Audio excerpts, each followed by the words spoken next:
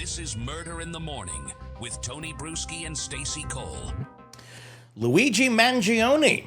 It's been a little while since we've heard about the 26-year-old accused of murdering UnitedHealthcare CEO Brian Thompson outside a Manhattan hotel back in December. Continues to receive a lot of attention, a lot of public support as well. While political figures and mainstream media have condemned his alleged actions, a striking number of young Americans, women specifically, have expressed sympathy for him. Hey, it is what it is, Stacey. I'm stating fact. I know. It is what it is. I know. Look, a lot of people are feeling, sympathy or empathy or just flat out agreeing with him. And there's men that are too, but there's an unhealthy level that are just looking at this guy going, yeah, I want to have me a piece of Mangione. Now, I'm not sure I'm saying that. What are you saying? I'm saying he is an attractive individual, and as somebody who has been frustrated by my insurance company, Yep. I don't condone it, but I understand it. Okay, now, if it were this guy that did it, would you feel the same way? Would you be like, would there be people that are going to be camping outside of a trial? Would there be an 81% of college students backing him up? Do me a favor and tell our non-viewing, YouTube viewing people what you just put in front of my face. That's Ted Kaczynski. He's the Unabomber. Thank you. He also had extreme viewpoints. He was a little bit more, regulated in a certain way on his viewpoints. Granted, he bailed bombs to people and people died. So I can't say super regulated, but he was by himself for a long time, very thought out, if you will, in his manifestos. I'm not saying they were right or anything like that, but I'm saying they were a lot more in depth. There was a lot more character to him. And I don't think he was, really that obsessed with his image. Just judging by the way he looks. It didn't look like he'd showered in weeks. So my point being is, if this was Luigi Mangione, would we be having the same discussion? Just saying. I doubt it. Yeah. I think we would say that, we might understand because a lot of us out there who have private health insurance, which, I'm not going to say a whole lot about that because a lot of people don't have insurance. It's a wonderful thing if you do have it. If you can afford it, which is insane how much it costs. But yeah, but then they get denied for everything. Yeah. Right. And before we started recording today, I told you about how I was prescribed a GLP-1 injection because I have rampant diabetes in my family and my numbers started going up. They will not do it for me. Yeah. Period. My doctor has written 4 different prior approval letters, even pulling out my dad's genetics. My dad died at 54 of diabetes. It's just, sorry. We want you to cross that threshold into diabetes before we would do anything for you at this point. And that's how insurance companies work. Mm-hmm. They deny, and then they'll approve maybe. Yeah, I have nothing positive to say about insurance companies. I've gone through the ringer with them before.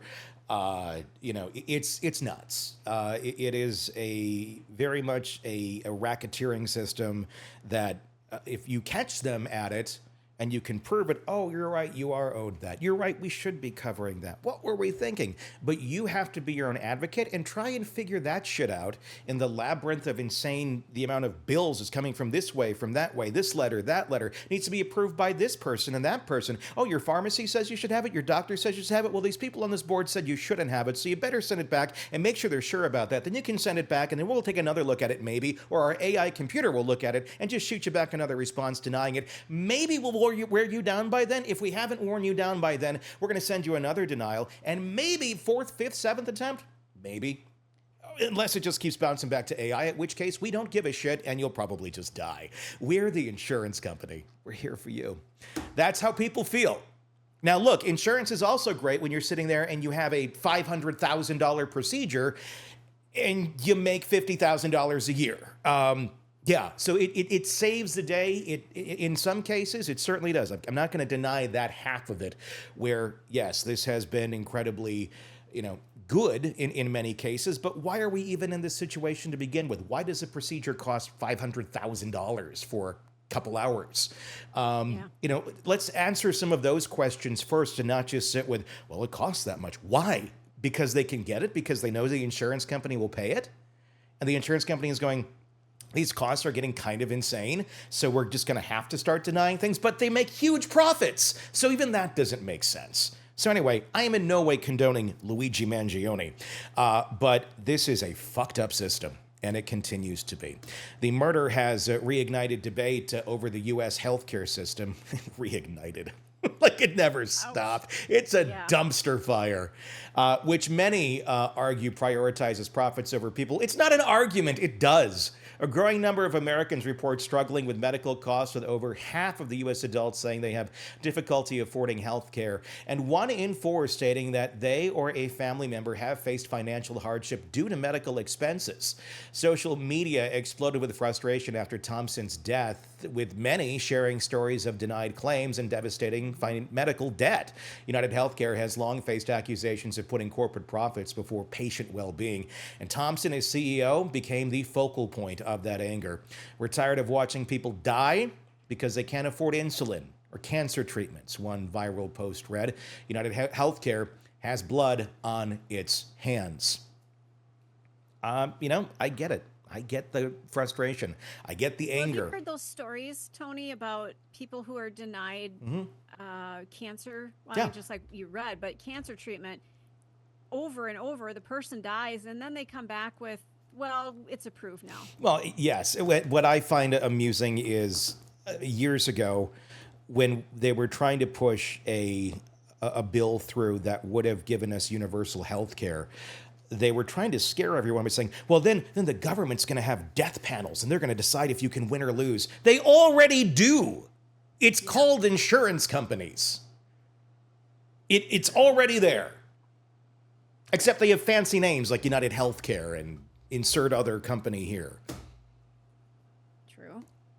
So it's not like this isn't out there and doesn't exist. You are pretty much at the mercy, in many cases, if your insurance is going to cover it.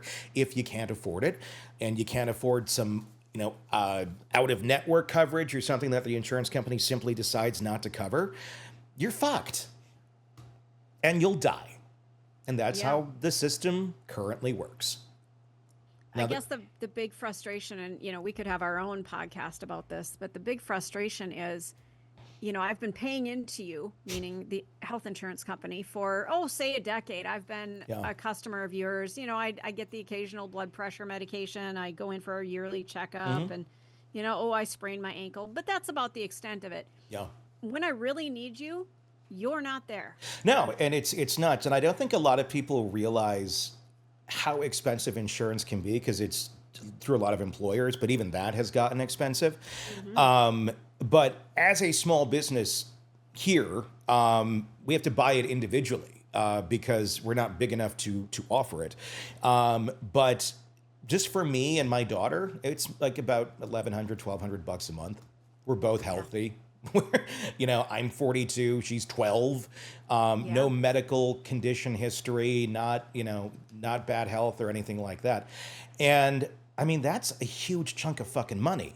That's a rent payment. Yes. I mean, I'm lucky we have a good business going and I can afford it, but shit, if you didn't, you're just like trying to start something up and you have nothing, and that's a lot of fucking money that you'd have to pay out. And I know it breaks down, depending on income bracket, and they have things there. So that does exist, but it's such a discombobulated system, and it just does not work well or right. Despite efforts by law enforcement and government officials to contain the conversation, support for Mangione has only grown. He's currently being held at the Metropolitan Detention Center in Brooklyn without bond, awaiting trial, with Diddy. Yesterday, it was announced that a GiveSendGo fundraiser launched by the December 4th Legal Committee has raised nearly $300,000 for his defense. Wow. So didn't Didn't like GoFundMe pull all that down? I thought so, but this sounds different. Sounds doesn't like it? somebody I don't else. know what GiveSendGo is. Somebody who's going to get a nice little percentage of this and say, "Oh, it's all good. It's all good." I'm going to look that up. Yeah. We're thrilled that Luigi is accepting these funds so he can mount the strongest defense possible, the committee stated. The American... Dude, you need to hear this. Go for it. GiveSendGo is a Christian crowdfunding website. They have attracted controversy for allowing far-right extremists to fundraise, including neo-Nazis, white supremacists, and hate groups. Okay. Well, here's the deal. Just because some group says they're Christian doesn't mean they're Christian. That's, I believe the KKK thinks they are too in some way, shape, or form. Oh, yeah, they absolutely do. So, oh my God. Just because someone says it doesn't mean it's real. But there you go. It's like the Nazi site for supporting other Nazis. Holy balls. Surprised Kanye's not on there. The American private health insurance industry has ruined countless lives by denying people access to basic health care and burying families in medical debt. It is no surprise that Luigi's alleged actions, or not alleged, he did them, are understood and supported by tens of millions of hard-working Americans. Yeah. Reports have also surfaced that Mangione has been sharing his commissary funds with fellow inmates, a move that's only further solidified his status as a controversial but widely supported figure.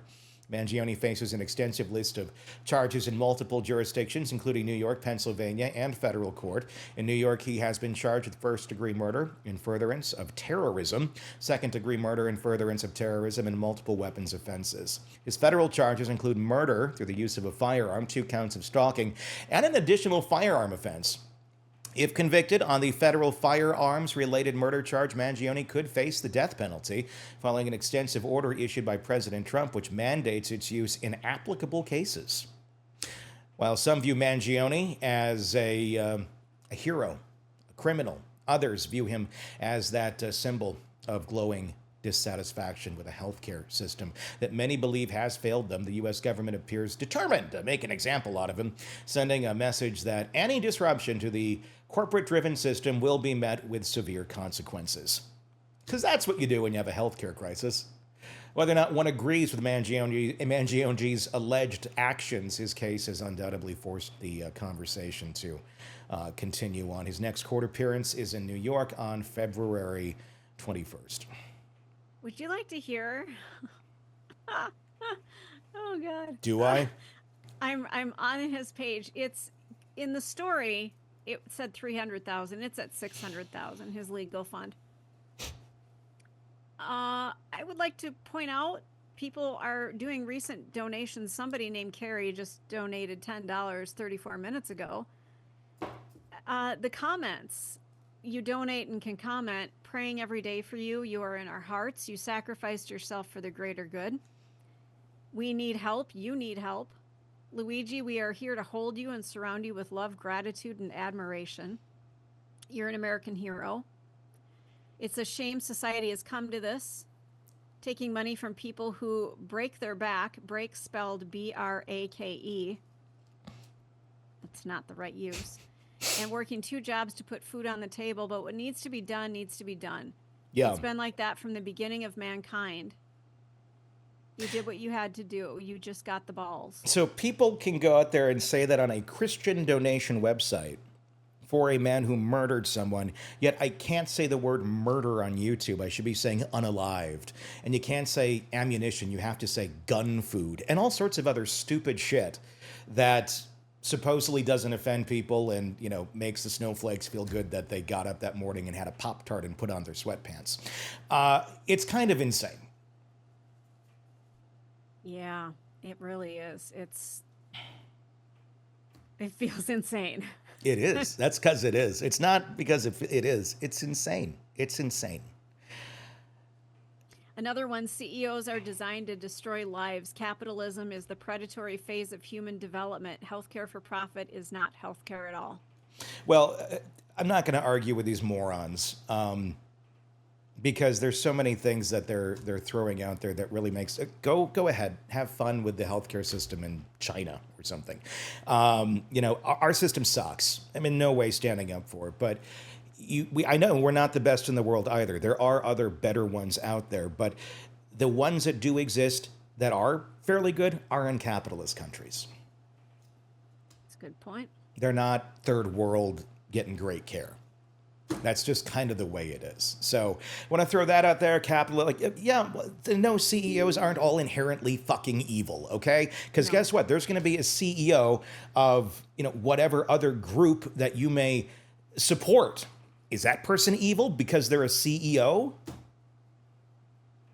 No, you know what? We all, if we had an opportunity, every single one, well, I don't want to speak for everybody, but most people, if you had a way to work up the ladder and get to be a CEO, I would think for a lot of people that would be the goal. Well, a lot of people are jealous of that too. And that's the other sad part of our society. We like to build people up until they get to a point where we feel like, oh, they're too good for me, or I couldn't do that, so I want to tear them down.